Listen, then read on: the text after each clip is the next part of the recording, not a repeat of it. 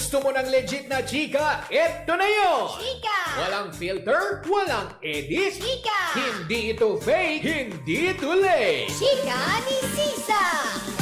Lahat ng ganap sa showbiz pag-uusapan natin dito. May nag-break, may nagkabalikan. Tara at pag-usapan. Kung ano man ang chika, alam na ni Sisa. Ito ang Chika ni Sisa. Chika! Ni Sisa!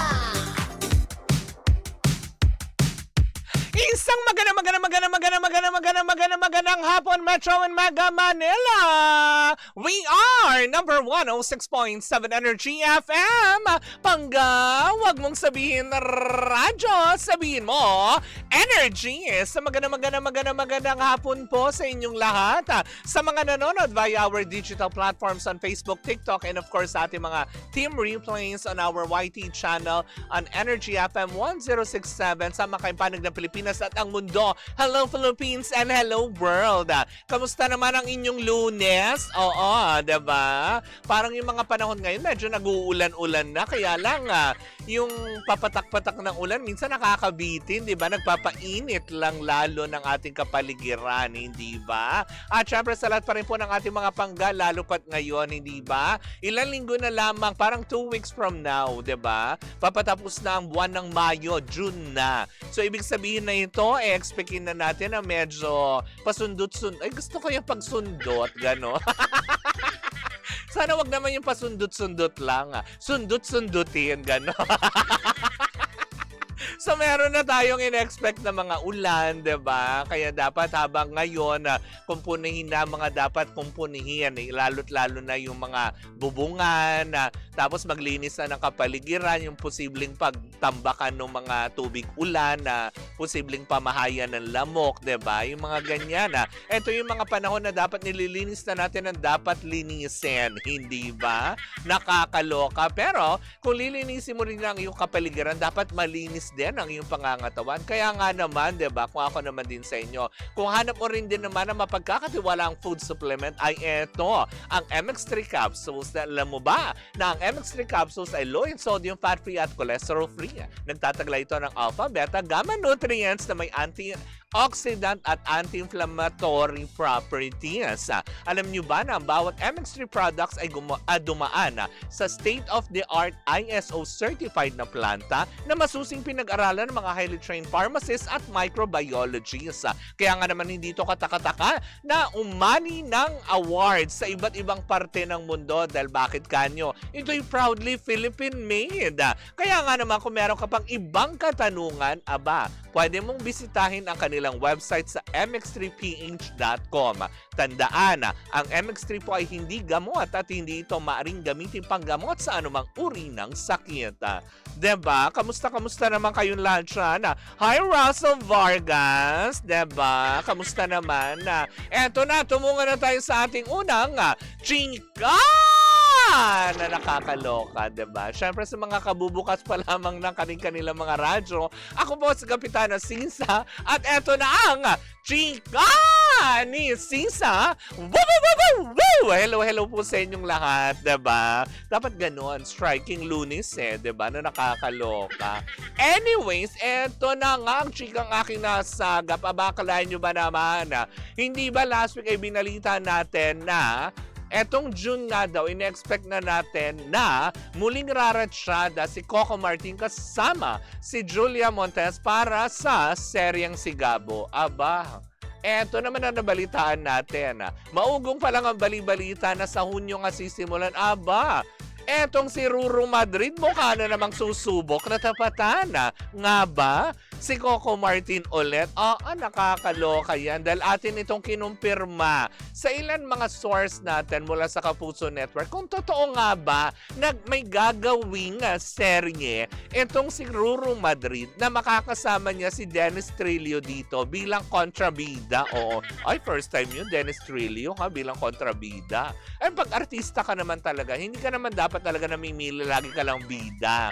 Hindi ba? Pwede ka rin maging extra, pwede ka rin may special role, cameo role, hindi ba? Ginagawa yan ng ibang malalaking artista, di ba? Tulad nila Angel Locsin, sila Bea Alonso sa ilang mga proyekto, hindi ba? Kaya nga naman eto, sabi nga at kinumpirma ng ating source mula sa Kapuso Network na gagawa nga daw ng serye na may pinamagatang Hari ng Tondo. Oo, nakakaloka. Matapos iwan ni Coco Martin ang Quiapo, eto may bumalik sa Tondo naman. Nakakaloka. So, ibig sabihin ba nito, pagtatapatin sila? Pero kasi sabi ng ilang mga netizen, kung back-to-back ito, bakit hindi tinapat sa Blood vs. Duty ni Gerald Anderson at ni Richard Gutierrez, hindi ba? Bakit kailangan lagi pagkaganyan si Ruru Madrid itatapat na naman, 'di ba? Kay Coco Martin. Pero wala pa naman din tayo nasasagap na kahit anong impormasyon na ipapantapat nga.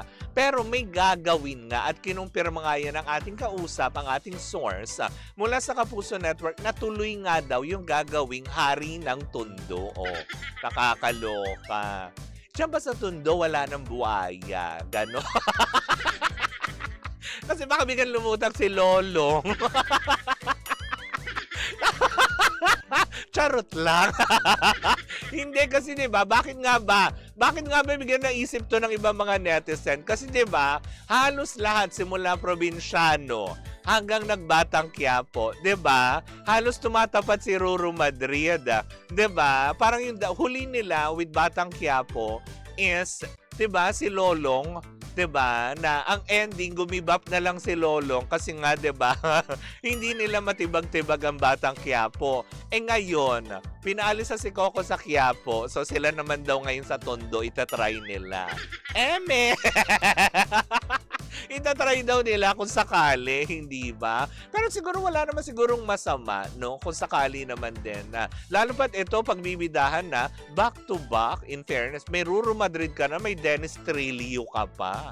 'Di ba? At Dennis Trillo gaganap bilang kontrabida na nakakaloka. Action kung action na ang labanan ngayon, 'di ba? Ito na ba ang peg ngayon? Kaya ba binubuwag na yung mga love team? 'Di ba? Na nakakaloka kasi 'di ba? Una na nagpaalam talaga sa mga fans Don Bell. Tapos sumunod 'di ba yung KD Lex, 'di ba? Nagpaalam na rin sa mga fans. Kasi ba ang takbo ba ng teleserye ngayon is to action na? Kasi 'di ba from tama yung Alibay action din, 'di ba?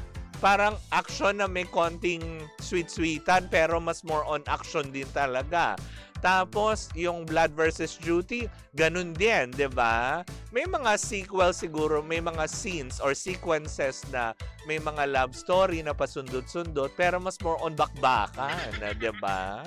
Na nakakaloka. Kaya tuloy sabi ng ilan na, ay, di ba? So, another project na naman. So, ibig sabihin, susubukan na naman ba ni Ruru Madrid ang kanyang powers bilang Hari ng Tondo na tapatan si Coco Martin, 'di ba? Pero ako nung nabalita ko yun, sabi nga, chismis pa lang naman. Nung sinasabi pa lang nung ilan na parang, ay, tatapat, ha? Bakit? Ba't kailangan tapatan lagi si Coco Martin? 'Di ba? Ang kanilang adikain lang naman is magpasaya at makapagbigay ng quality projects at mga serye para sa mga supporters nila, hindi ba? Pero although kasi sinasabi nga ng ilan na si Coco Martin kasi ang nagpatunay na kahit saang time slot mo siya ilagay at anong proyekto niya, sinusundan siya. He is the most actor na may strongest followers on TV and online, hindi ba? Bakit hindi na lang kasi ipinasok si Ruru? Total naman nagko-collaboration naman na ang GMA at ang ABS, 'di ba? Bakit na lang hindi si Gabo sa Tondo, Eme. Charot lang. Bakit hindi na lang mag-collaboration? Hindi ba, Mario Palmera?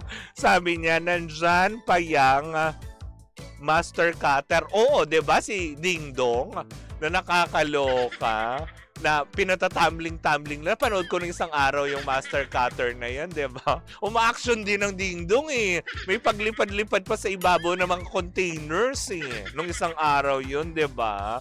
Sabi naman nito, si Lolong nasa National Museum na.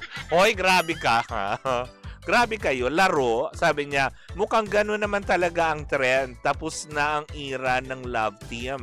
Exhausted na ang mga viewers sa mga pabebe. Oo nga, 'di ba? Kasi parang papansinin mo halos lahat ng teleserye ganun no. May aksyonan talaga, 'di ba? Tapos meron din yung parang panghapon nga ba yung kila Beauty Gonzales, 'di ba? Tuwang-tuwa ako dun nung inaapi-api niya si sino nga yung isa, yung nilublob niya, si Chris Bernal. 'Di ba yung nilublob niya dun sa punch bowl na gano'n.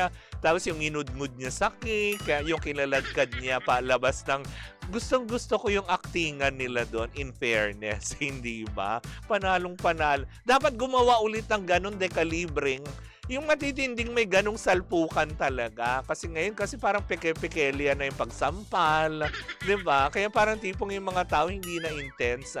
'Di ba? Na sana makagawa pa din ng mga proyekto tulad na lang ng, for example, ng yung Kim Chiu and Mahal Salvador dati na baka totohanan yung sampalan nilang dalawa, hindi ba? Yung mga ganyan. O kaya Angelica Panganiban, 'di ba yung mga ganyan na sana ulit, 'di ba? Pero kung totoo man, actually, kinumpirma naman na ito na totoong may ilalabas nga po na serye na pagbibidahan ni Ruru Madrid na may pinamagatang Hari ng Tondo, of course, under Kapuso Network. Pero kung saan man times na siya ilalabas, 'di ba? Suportahan pa rin natin. Kasi syempre itong mga artista, mga iniidolo natin, nagtatrabaho pa din 'yan para sa kanilang mga pamilya, 'di ba? Mga nanay, tatay, 'di ba? Kaya wag na lang natin sila pagsabong-sabungin because at the end of the day, 'di ba? Magkakaibigan yung mga 'yan, 'di ba? Para din yung nangyayari sa Senado. Huwag kayong masyadong, alam mo yung kumalma kayo at huwag kayong masyadong kung saan kayong partido. Dahil at the end of the day, magkakaaway yan ngayon pero bukas bati-bati na yan, kayo magkakaaway pa rin. Ganon. 'Di ba? O sinong natalo? Nakakaloka, 'di ba? True to life sampalan. Oo, yan ang mga namimiss ng tao, 'di ba? Na nakakaloka. But anyways, ako mga panggayang po muna ang ating unang chika sa ating first gap sa programang Chika ni Sisa sa ating pagbabalik. Nako, Bella Padilla, 'di ba? Minumungkahi nga bang tanggalin sa seryeng Blood versus Duty? Nako, bakit na naman? Sama-sama natin pakatutukan yan sa pagbabalik ng Chikahan with Sisa. Wow, iniba yung title. Iniba yung title sa pagbabalik ng Chikahan ni Sisa. Dito lamang yan sa number 106.7 Energy FM. Pangga, wag mong sabihin radyo, sabihin mo Energy.